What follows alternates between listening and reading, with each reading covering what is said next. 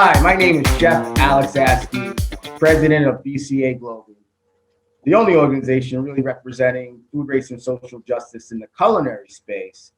And I want to welcome everyone to Stirring the Pot, our video podcast, conversations around food, race, and social justice.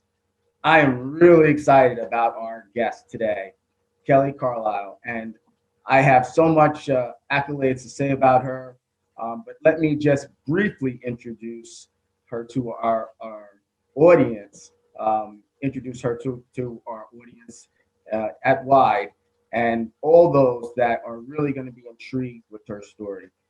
Kelly Carlisle is founder and executive director of Acta Verba, and she's also a veteran of the United States Navy and has been the recipient of many, many awards, and she can absolutely expand on that. What I want to focus on is the fact that her work has been honored at the White House by President Barack Obama, and she is my sister. She has been selected as a 2020 Castanea Fellow, and we could lightly get into that as well. So, ladies and gentlemen, our audience, please welcome the distinguished guest, Kelly Carlisle. Thank you, Kelly, for joining Stirring the Pot, our video podcast around conversations in food, race, and social justice. Welcome.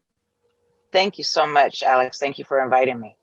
Yes, absolutely. Could you expand? I don't feel I did you justice in really trying to articulate and really bring color to who you are. Can you give our audience a little flavor to who you are and your personal mission statement? I think it's really important, so people can really get to know your character a little bit like I. Sure. What my bio doesn't say is that, I'm a mom. I am passionate about youth having safe spaces to learn and to grow.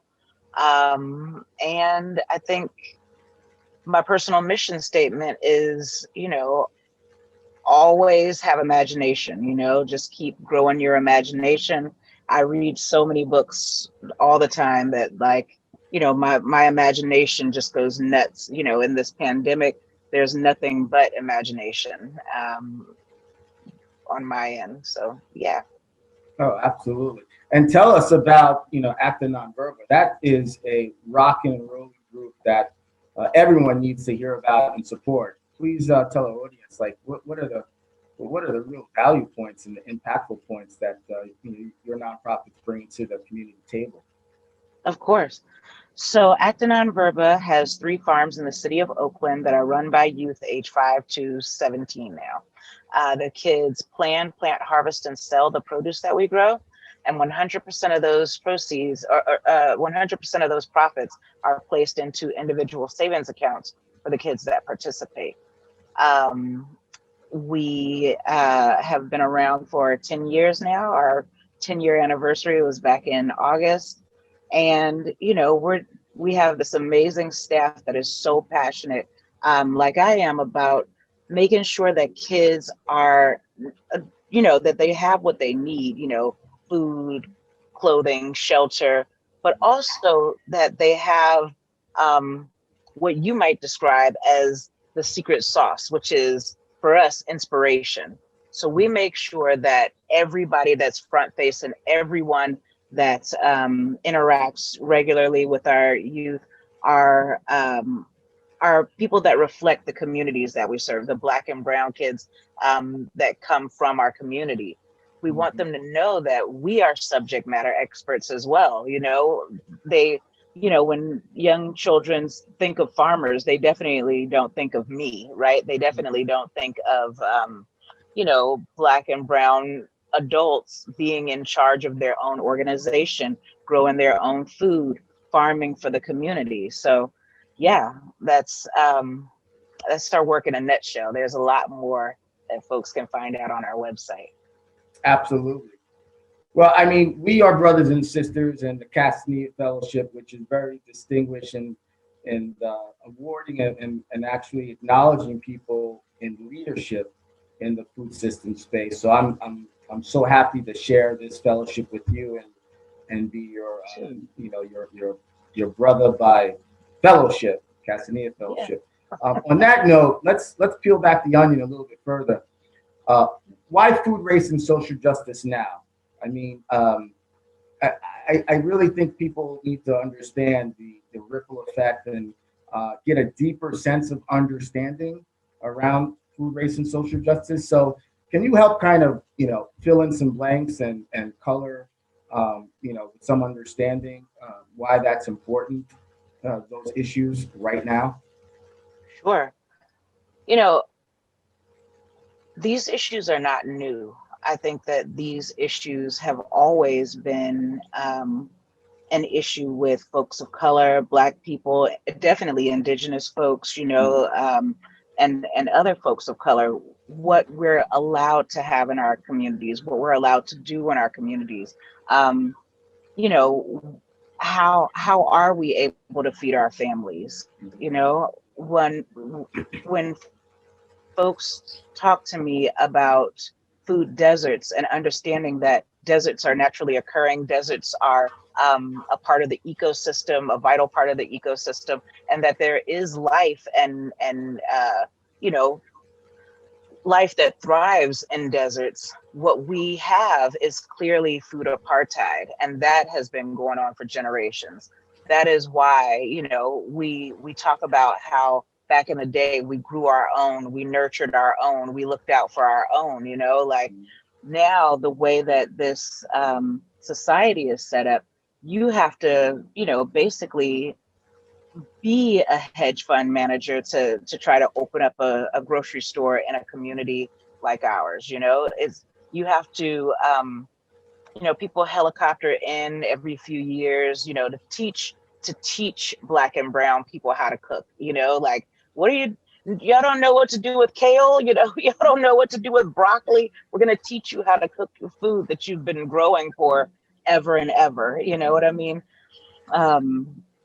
I think that it's important now, and that what we're seeing now, this is maybe one of the revelatory things about the pandemic is everyone can now see the huge disparities in service, the huge disparities in health, the huge disparities of who must go out to work, who are essential workers, who are the folks that need to put themselves in danger, instead of staying home and quarantining and whatnot, who needs to put themselves out into the public in order to feed their families. So when we talk about food, race, and justice, we're talking about something that is right now, because we have a 24-hour news cycle, and we have cameras on our phone, and we can tweet, and we can Insta all the things that we see and hear and understand now. But we need to be cognizant of the fact that these are generational issues.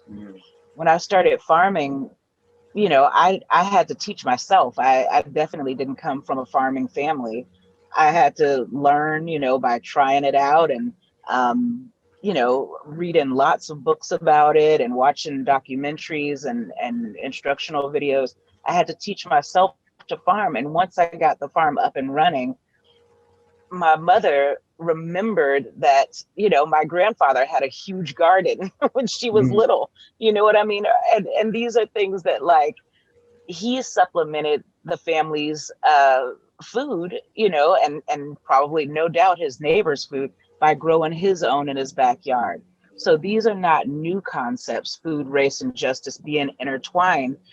These are generational issues that we need to continue to address and work towards justice, for our kids and for, at least the next 7 generations. Wow. That was awesome, and it was great to see that twinkle in your eye talking about your grandfather's gardening and farming. That's awesome.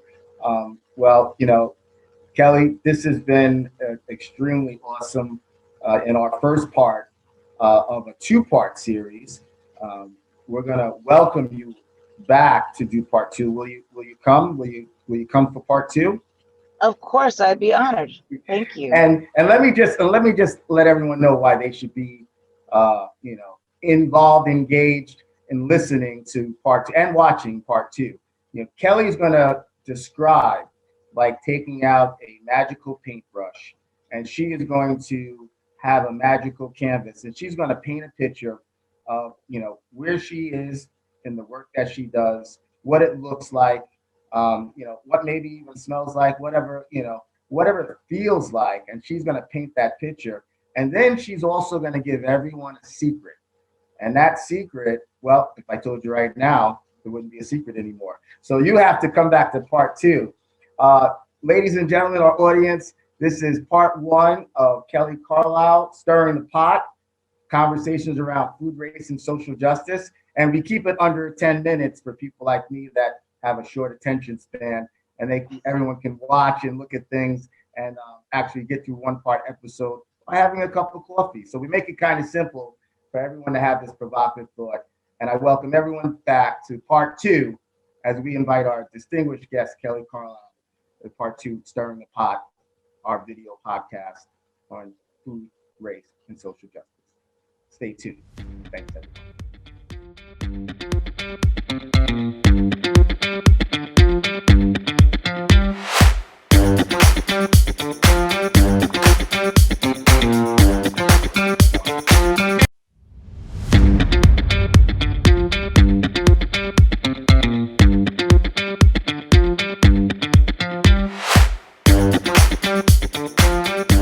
Hi, I'm Chef Alex Askew, President of BCA Global, and welcome to Stirring the Pot, our video podcast, conversations on food, race, and social justice.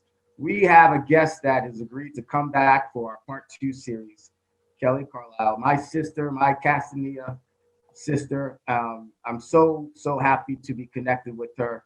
And now she is going to do some really dynamic painting of a picture of what her work looks like, where is it at, giving a feeling that everyone really can get a really good understanding of the landscape of the impact and the value of her work. So Kelly, could you start off by painting that picture for our audience? Sure thing. So of our three farms, our largest one, which is only a quarter of an acre, is located in East Oakland at Tassafaronga Park. We have a gorgeous little corner of this giant park that in our area, we are in our space where we farm. We have redwood trees and a liquid maple, I guess. Our farm manager knows the name of it. I'm just like, the one that changes colors. We have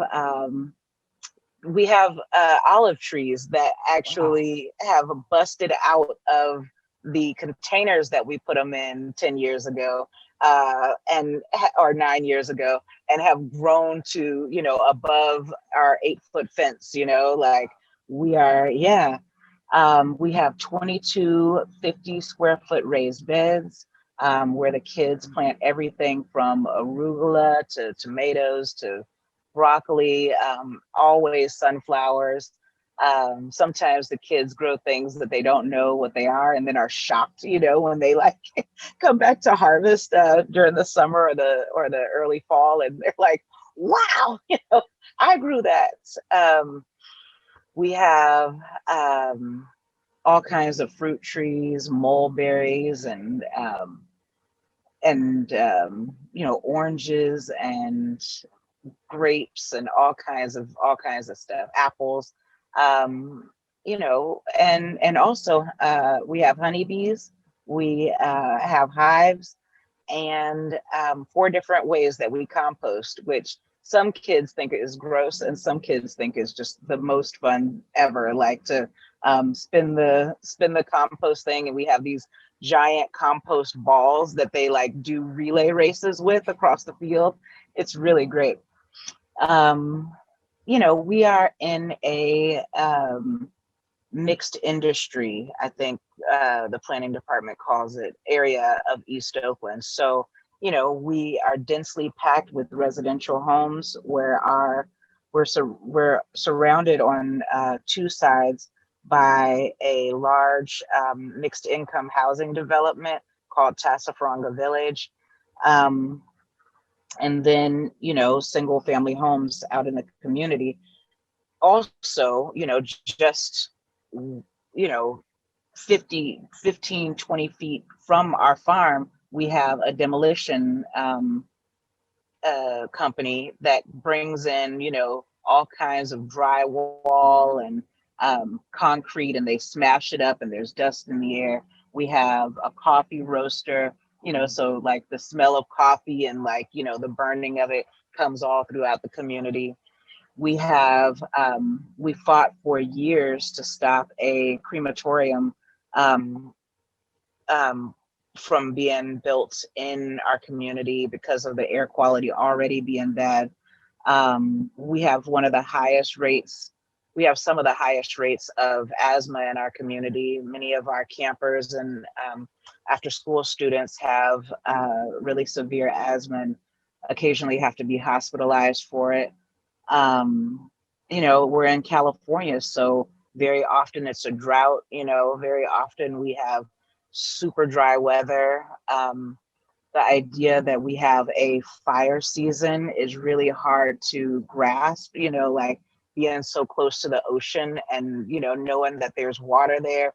And then, in the last 2-3 years, that smoke is coming directly into the flatlands, it's coming directly into the Bay Area, but, in the flatlands where, again, we already have some of the highest rates of asthma and breathing issues in the city.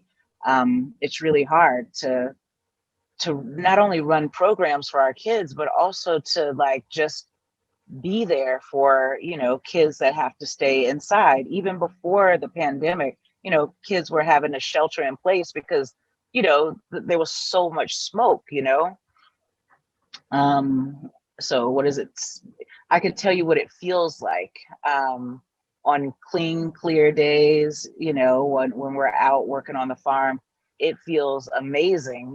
There's red-tailed hawks that come by and, all kinds of, random cats that run through the farm, and it's wonderful and green and verdant and just beautiful.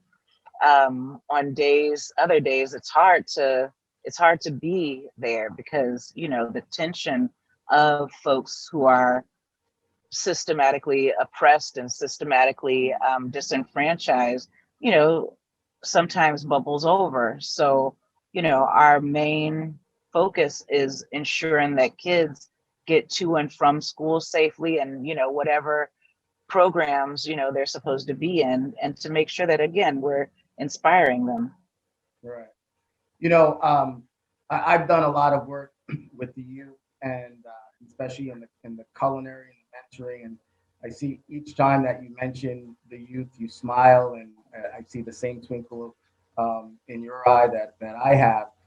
I can also attest to the fact that it's some of the hardest work, but the most rewarding. In terms of the youth that you impact, and what you feel are the return of that investment. Are there a quick story that you can tell us, before we start to wrap up this part two, because this is really getting interesting. I don't want to go over our stirring the pot framework, but I do want. I'm so intrigued by the youth that you impact. Can you tell our audience like who they are and how your work impacts them from a residual point? Of course. I think that we have expanded kids' view of how they see themselves in the community. 10 years ago, we asked the kids, what do you want to be when you grow up? And it was like, sorry about that. It was like cops. They wanted to be cops. They wanted to be singers. They wanted to be ball players. And, from those 10 years to now, we have kids that are talking about being scientists. They want to work with bugs. They want to, they still want to make a lot of money, but they want to do something that's like, that's not necessarily in the entertainment industry, and not, carrying around a gun. I think that that's one of the residual effects, but also just if, again, if you go to our website and see the pictures of the kids and, like see how happy they are being outside, doing something, learning new things and, being exposed to things that are not traditionally hood things to do, it's really wonderful. Wow, that's awesome. So, as we begin to wrap up, I want you to, you're just a resource and have a wealth of knowledge in so many different areas. That's why I'm so glad to be connected with you and learn from you. But what advice would you give our audience? We're living in some tough times. I mean, people think just because we changed the calendar over that somehow 2020 went away, and guess what? It doesn't work like that. What's your advice? How do people make it from today to tomorrow? What brings you inspiration and hope? Because that's sometimes the only things that you can really cling on to. Yeah, I think if I were to give advice, it would be to read everything. Look for things to read, within your work, outside of your work. I've been obsessed with this post-election January 6th stuff that's going on. I've been obsessed with it because, the foundation of things is being shaken up, right? Like that's something that I want to watch. I want to make sure that when late stage capitalism finally collapses, that I'm not on one of the pieces that's gonna, fall fastest, and I think what gives me inspiration and joy is right now understanding that more kids have opportunities, or there are so many opportunities that we can turn kids onto right now that were never available to us. And I'm talking about things like ballet. We can't afford to have a ballet teacher come to us, but we can ask a ballet teacher in Texas to teach ballet to our kids online.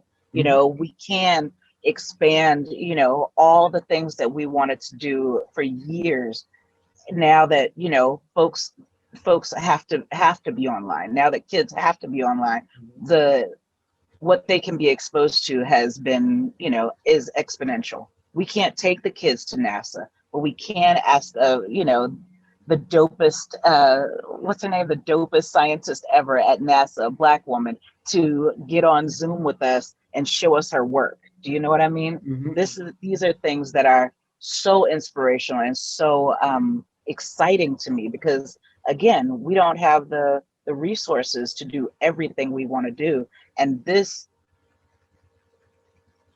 new not technology, but this new modality of reaching out to kids is it's fantastic. Wow, that's great. Well, Kelly, thank you so much for being in both of our episodes in this series of Stirring the Pot conversations around food, race, and social justice. Tell our audience as we end how they can support your work, and we'll make sure that we post, your website and how best to donate to your cause. But tell people, our audience right now, so I'm sure everyone has a pencil in their hands, how they can support your work right now. Thanks so much, Alex. You can go to our website, A as in Apple, N as in Nancy, V as in Victor, farm, FARM.org, and make a donation. We have donations going directly to help kids go to our camp, which this year will, if everything goes well, be both in person and online. And as well as feed in the community. We know that food insecurity is on the rise. Childhood hunger is definitely on the rise. And so Acta Verba is stepping up in a few ways to address those things. Well, thank you, Kelly. This has been Alex. One of the best video podcasts, Stirring the Pot conversation around food, race, and social justice, and in good part because of our guest, Kelly Carlisle. So thank you so much. for Thank you. participating. Our audience will be able to reach out to you. We'll make sure that our audience gets all of your information and be able to support your worthy cause that is so important around youth leadership and around food system and the agricultural knowledge and understanding that we need to teach our kids, because who else is going to teach them? Thank you so much, Kelly. Thank you, our audience. This is Chef Alex Askew, President BCA Global, signing off for now. Until next Stirring the Pot episode, stay tuned. Thank you so much.